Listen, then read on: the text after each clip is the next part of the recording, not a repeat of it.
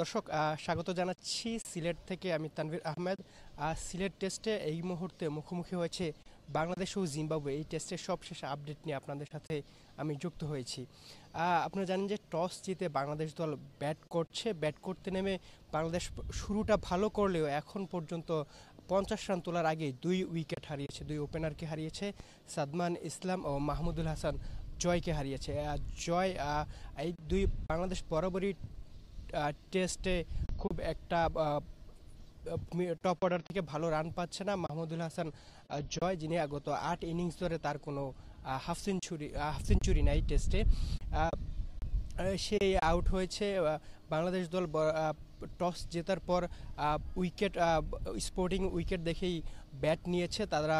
বাংলাদেশের লক্ষ্য ছিল যে জিম্বাবুয়ের বিপক্ষে প্রথম ইনিংসে বড় একটা টিম টোটাল সংগ্রহ করবে। এখন পর্যন্ত বাংলাদেশ দল খুব একটা ভালো খেলেনি। আর আপনাকে যদি একটু আবহাওয়ার কথা জানিয়ে রাখি, এই টেস্টের আগে থেকেই পূর্বাভাস ছিল যে খুব বেশি বৃষ্টি না হলেও থেমে থেমে 5 দিনই বৃষ্টির পূর্বাভাস রয়েছে। এসে আমরা যতটুকু জানতে পেরেছি, ঢাকায় এখন বৃষ্টি হলেও এখন এখানে সিলেট এখন পর্যন্ত আবহাওয়া এতক্ষণ রৌদ্র উজ্জ্বল ছিল, এখন আকাশে মেঘলা আকাশ রয়েছে। পূর্বাভাস অনুযায়ী যে কোনো সময় বৃষ্টি নামতে পারে। আপনাকে আরেকটি তথ্য জানিয়ে রাখি, সিলেট টেস্টকে ঘিরে এখন পর্যন্ত কোনো আমরা সিলেটে উন্মাদনা দেখিনি দর্শকদের। তারা গতকালকে আমি যতটুকু জানতে পেরেছিলাম 50টি টিকিট বিক্রি হয়েছে। এখন টিকিট আমরা সকালের দিকে টিকিট বিক্রি হয়েছে প্রায় 10 থেকে 12টি। আমরা সকালের দিকে স্টেডিয়ামে দর্শক না থাকলেও এখন পর্যন্ত মিনিমাম একটু বেলা গড়ার সাথে সাথে আমরা কিছুটা দর্শক দেখতে পেয়েছি। মিনিমাম 50 জনের উপরে তো দর্শক হবেই না এখানে। যেহেতু জিম্বাবুয়ে একটি পিছিয়ে পড়া দল, র্যাঙ্কিংয়ে অনেক পিছিয়ে আছে, সেজন্য সেই টেস্টকে ঘিরে দর্শকদের খুব একটা আগ্রহ নেই। আমরা কয়েকজন দর্শকদের সাথে কথা বলে জানতে পেরেছি যে তারা চায় যে বাংলাদেশ জিম্বাবুয়ের সাথে হেসে খেলেই খুব একটি স্ট্রাগল করতে হবে না জিততে। বাংলাদেশ এই দলটা এই ম্যাচটা সহজেই জিতবে, দর্শকরা এটা প্রত্যাশা করেন বাংলাদেশের কাছ থেকে। কিন্তু বাংলাদেশ দল কিন্তু জিম্বাবুয়ের বিপক্ষে এই সিলেটেই প্রথম ম্যাচটা হেরেছিল টেস্টে।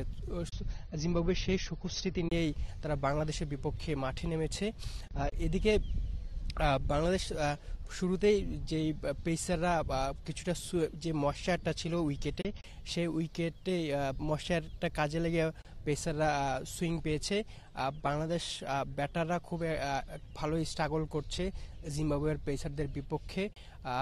এখানে আপনাদের এদিকে শান্ত এখন ব্যাট করছে।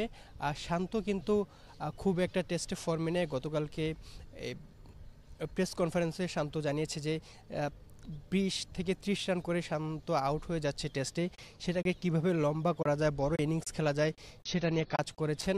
বাংলাদেশ খুব নর্মাল একটা মানে প্রত্যাশিত একটা একাদশ নিয়ে মাঠে নেমেছে।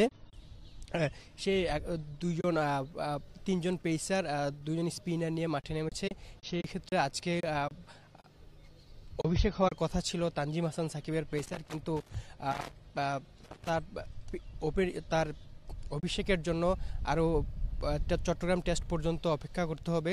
এদিকে গতকালকে পর্যন্ত, এর আগে আমরা বাংলাদেশ হেড কোচের প্রেস কনফারেন্স থেকে জানতে পেরেছিলাম যে উইকেট কিপিং এবার মুশফিক করছে না। কে হবেন উইকেট কিপার সেটা নিয়ে গতকাল পর্যন্তই জল্পনা কল্পনা ছিল। টসের পর আমরা দেখতে পেয়েছি যে জাকির হাসান অনেক উইকেট কিপিং করছেন। আশা করা যায় এখন পর্যন্ত বাংলাদেশ দল যদিও খুব একটা ভালো ব্যাট করতে পারে নাই, এখন তারা পরবর্তীতে পরের যে সেশনগুলো বাকি আছে সেখানে বাংলাদেশ দল ফাইট ব্যাক করবে।